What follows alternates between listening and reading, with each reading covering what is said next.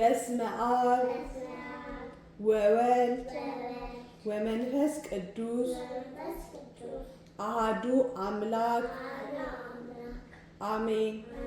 መዝሙረ ዳዊት መዝሙር 8 አቤቱ ጌታችን ስምህ በምድር ሁሉ እጅግ ተመሰገነ። ምስጋናህ ከሰማዮች በላይ ከፍ ከፍ ብሏልና ጠላትን ለማሳፈር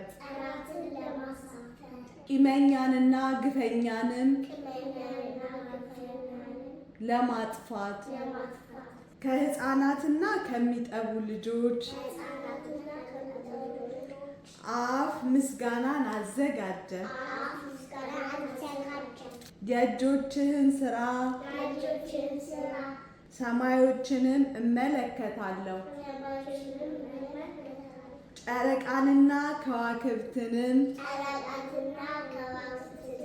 አንተ ፈጥረሃቸዋልና ታስበው ዘንድ ሰው ምንድን ነው? ትጎበኘው ዘንድ የሰው ልጅ ምንድን ነው? ከመላእክት ይልቅ ጥቂት አሳነስከው። የክብርና የምስጋና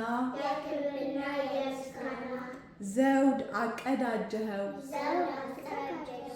በእጆችህም ሥራ ሁሉ ላይ ሾምኸው። ሁሉን ከእግሮቹ በታች